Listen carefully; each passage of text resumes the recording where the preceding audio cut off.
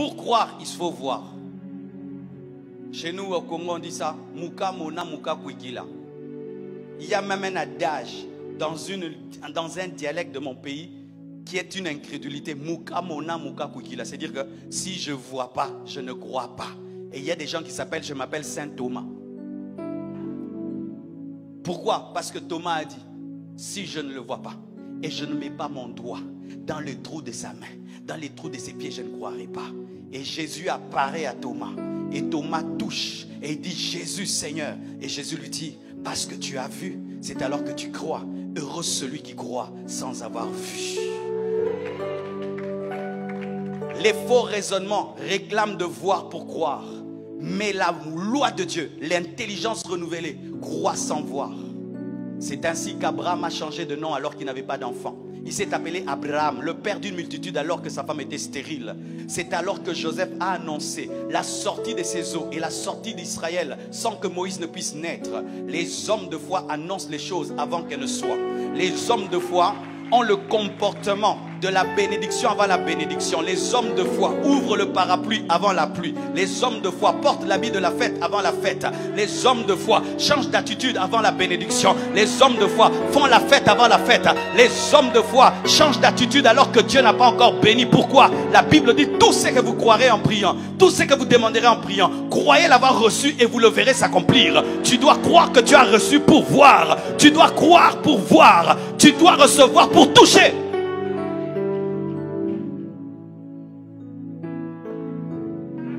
Lorsque tu demandes des enfants, tu dois faire la layette. Lorsque tu demandes une voiture, tu dois aller à l'auto-école.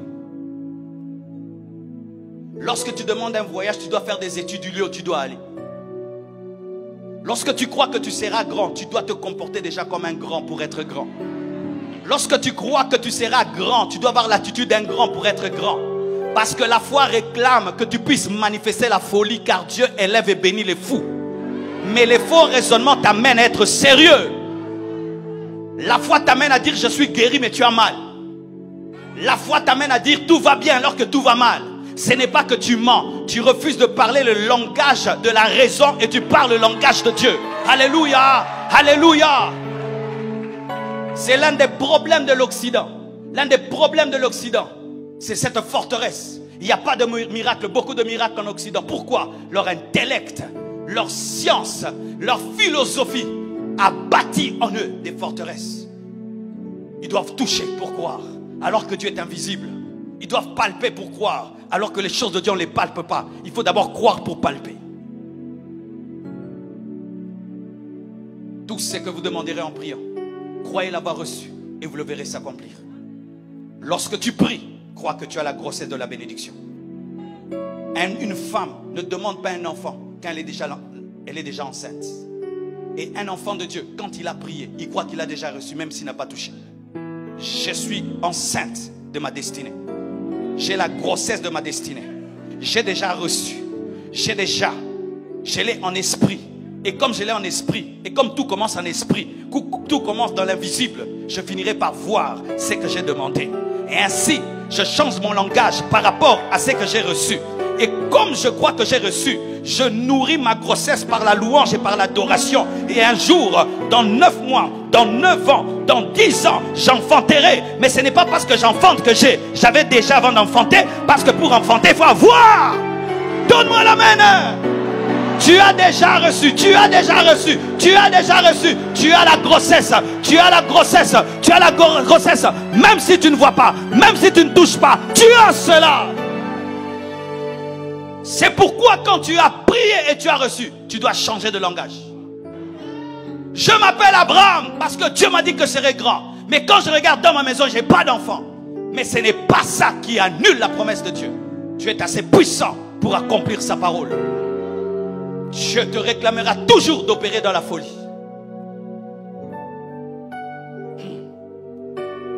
Si ce à quoi Dieu t'appelle ne te trouble pas, ce n'est pas lui.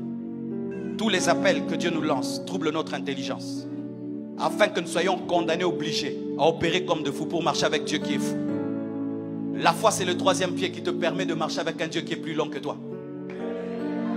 La foi, c'est la 3e main qui te permet de toucher ce que Dieu donne. La foi, c'est la deuxième matrice qui te permet de recevoir les grossesses spirituelles. La foi, c'est le troisième œil qui te permet de voir ton futur. La foi, c'est la troisième oreille qui te permet d'entendre Dieu. Et sans cela, tu ne peux marcher avec Dieu. Heureux ceux qui croient sans avoir vu. Croire sans voir donne le bonheur. Croire sans voir donne le bonheur, mes frères. C'est vrai de vrai.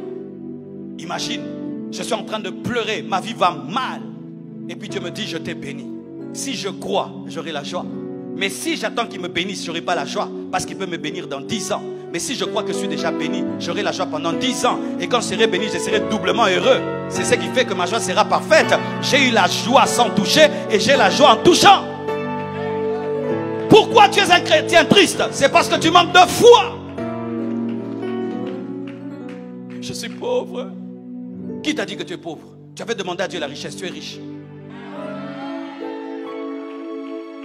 Toute ma vie est bloquée. Pourquoi tu dis que toute ta vie est bloquée? Tu avais demandé à Dieu de te débloquer. Tu es déjà débloqué. Si tu crois, c'est que tu crois. Manifeste le changement par la joie. Tout chrétien triste est un incrédule. Heureux celui qui croit sans avoir vu. Là où il y a la foi, il y a la joie.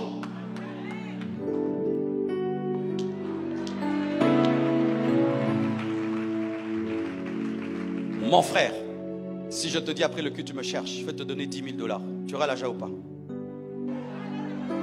Dis-moi. Tu auras la joie? Pourquoi tu auras la joie? Parce que tu sais que je ne peux pas te mentir. Et j'ai la capacité de te donner 10 000 $. Vrai ou faux? Et Dieu ne peut pas te mentir. Et il a la capacité de changer ta vie. Comment tu n'as pas la joie? C'est parce que tu ne crois pas. Les hommes qui ont la foi en Dieu sont heureux. Pourquoi? Il ne peut jamais mentir. Il n'est pas fils de l'homme pour mentir, ni pour se repentir. Et il a la capacité d'accomplir ses promesses.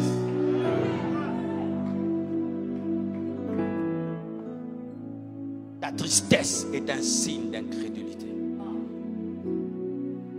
Parce que le frère, si vraiment je lui fais cette promesse, n'est-ce pas que tu attends impatiemment la fin du culte?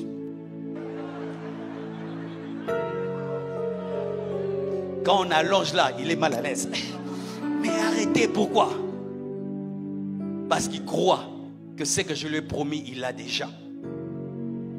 Frère, prends. Tu as vu ce qu'il a fait? Quand je lui dis prends, il fait quoi? Il tend les mains. Chaque fois qu'il y a la foi de recevoir, on tend les mains. On tend la joie. On tend la joie. On tend la joie. Toute personne qui a la foi change de position. C'est pourquoi lorsqu'on demande, on tend la main, mais il n'y a rien dans la main pour qu'il y ait quelque chose dans la main. Qui demande comme ça? Donne-moi. Donne-moi. Pourquoi tu tends les mains? Parce que tu sais que quelque chose va descendre dedans. Mais est-ce qu'il y a quelque chose dedans? Mais tu as la foi qu'il y aura quelque chose dedans. Même la nature nous enseigne la foi. Donne-moi. Quand je fais ça, j'ai la foi que quelque chose reviendra. Mais quand tu pries Dieu, tu ne fais jamais ça. C'est donne-moi. Dans la main. Non, non, non. J'attends que tu mettes dans la main pour tendre la main. Heureux ceux qui croient sans avoir vu.